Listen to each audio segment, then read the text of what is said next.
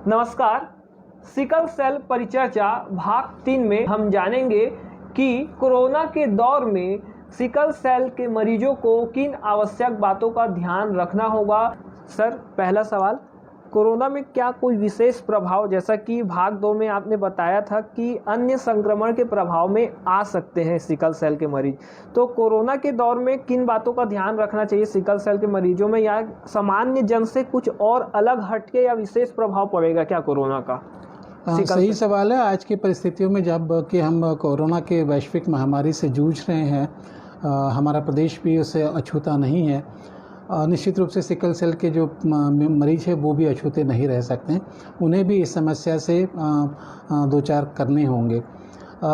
इन मरीजों में जो सिकल सेल के मरीज हैं उनमें इम्यूनिटी जो लेवल है उनका दूसरे लोगों के कंपैरिजन में ज़रा सा कम होता है, इसलिए उन्हें किसी भी तरह के इन्फेक्शन संक्रमण होने की संभावना दूसरे सामान्य लोगों के कंपैरिजन में निश्चित रूप से ज़्यादा होती है। इसलिए उन्हें इस काल में अपने आप को ज़्यादा सुरक्षित रखने की ज़रूरत है, ज़्यादा सावधानियां लेने की ज़रूरत है। जो सामान्य वर्ग के लिए जो सुविधाएं, जो सावधानियां हम बताते हैं, उनका उन्हें तो पालन करना ही है। साथ ही साथ अपनी इम्यूनिटी लेवल को बढ़ा के रखने के लिए, अपनी प्रतिरोधात्मक शक्ति को बढ़ा के रखने के लिए बैलेंस डाइट लें, संतुलित आहार लें, जो दवाइयाँ उनको दी जाती है उसका से पालन करें, पानी का अधिक सेवन करें, बहुत ज़्यादा एक्सेसिव एक्सरसाइज से बचें ताकि आपके शरीर में ऑक्सीजन की कमी ना हो और जिसके कारण आपके आरबीसीज की लाइसिस ना हो। इन्फेक्शन बचने के लिए जितना आप अपने आप को संक्रमण से दूर रख सकते हैं वो रखें। बाहर ना निकलें, मास्क का प्रयोग करें, बार बार हाथों को धोएं, सैनिटाइज करें। इनके अलावा आपको अपने संतुलित आहार का बहुत ख्याल रखना पड़ेगा।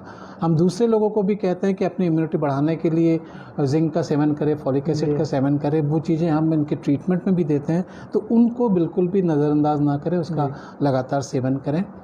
पहाड़ों पर न जाएं और बहुत ऐसे खेल ना खेलें जिसमें आप बहुत ज़्यादा थक सकते हैं या बहुत ज़्यादा जिसमें एक्सरसाइज की ज़रूरत पड़ती है या सांस फूलने वाली चीज़ें जिससे तकलीफ़ें हों, वो चीज़ें ना करें।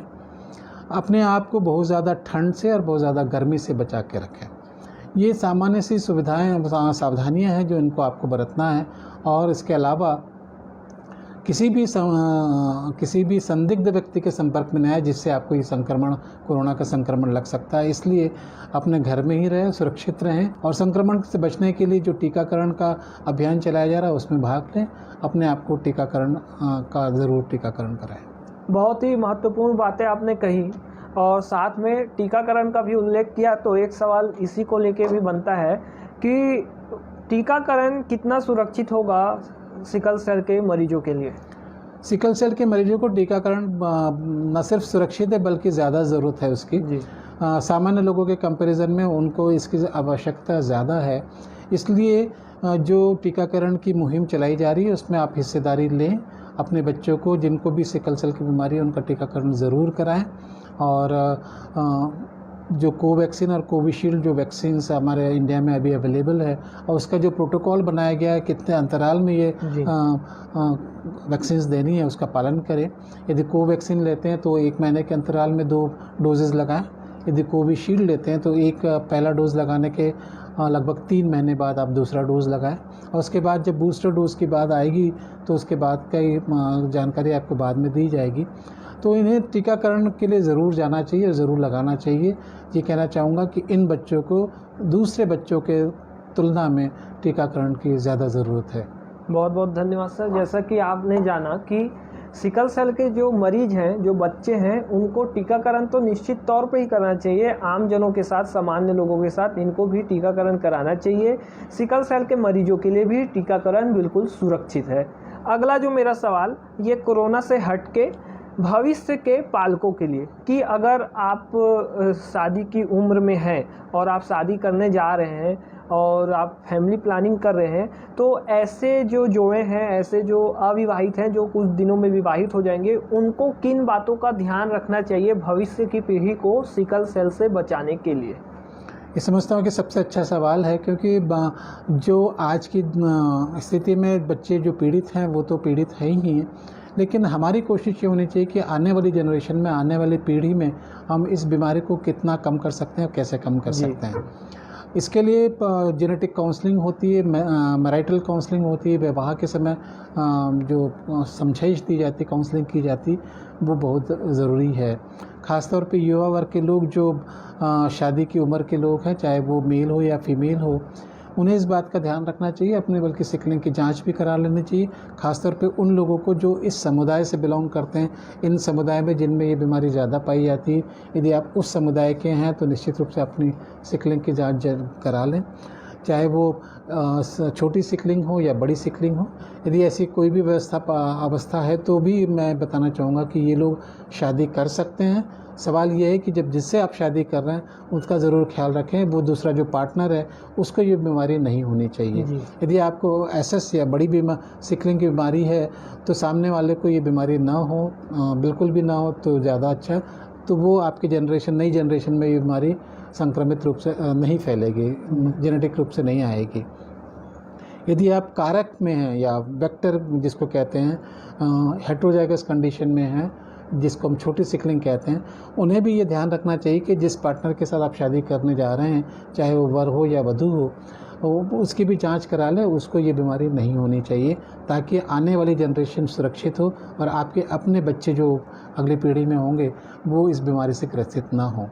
यदि आपने शादी कर ली है तो भी हस्बैंड वाइफ को दोनों को जांच करा लेनी चाहिए, और यदि दोनों को सिकलिंग की बीमारी है तो प्री मैरिटल प्रेगनेंसी के दौरान इस बात का ज़रूर ख्याल रखें और उसकी लगातार अपने डॉक्टर से जांच कराते रहें, ताकि हम पता लगा सकें कि आने वाली जनरेशन में ये बीमारी आने वाली है या नहीं आने वाली है।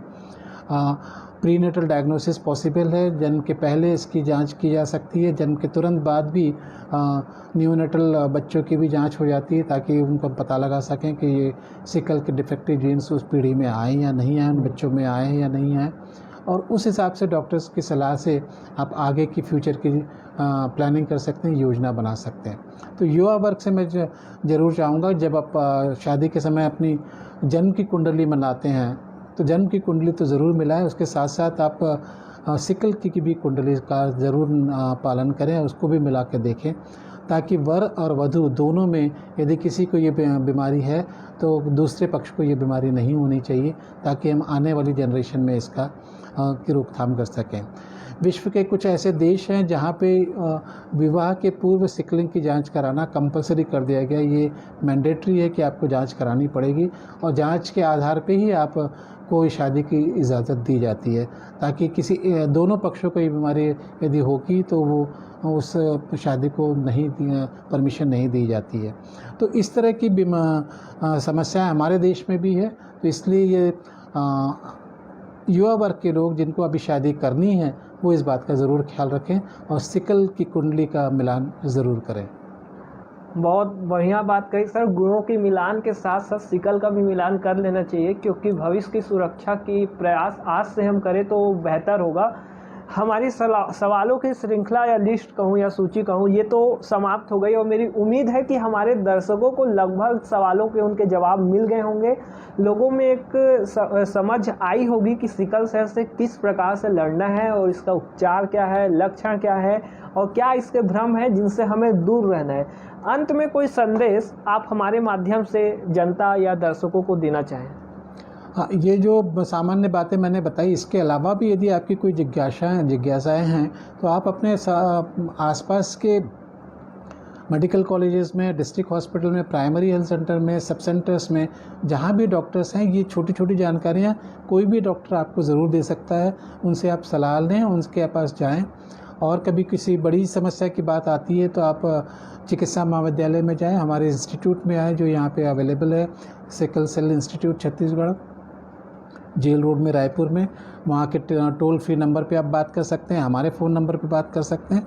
किसी तरह की घबराहट नहीं होनी चाहिए, डॉक्टर से बात करने में आपको झिझक नहीं होनी चाहिए, और ख़ासतौर पे इस तरह की बीमारी के लिए आप कभी भी किसी भी विशेषकर पे शिशु रोग विशेषज्ञ डॉक्टर से आप सलाह लेंगे तो वो काफ़ी अच्छी आपको सलाह दे सकेंगे, और सामान्य डॉक्टर भी ये सब जानकारी अपने पास रखते हैं, तो इस तरह से उनसे भी आप सलाह लेके अपनी समस्याओं का समाधान कर सकते हैं।